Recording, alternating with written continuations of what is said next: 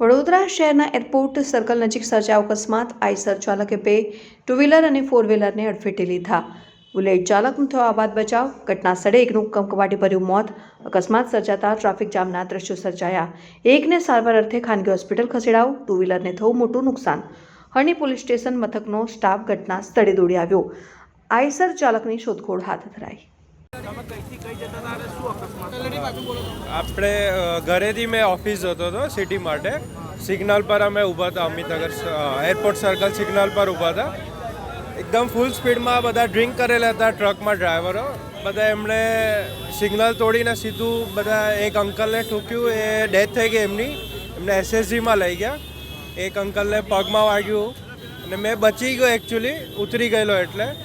તો પોલીસ બી 1 કલાકથી આવી નહીં, તો એમને ઇન્ક્વાયરી કરવી જોઈએ, કેસ કરવો જોઈએ કે સ્ટ્રિક્ટ એક્શન લે કે મોટી ટ્રકો આવે ના।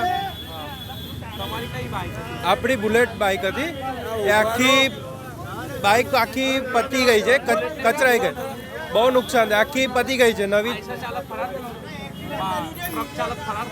હા, એ ડ્રાઈવર ભાગી ગયો ઉતરીને।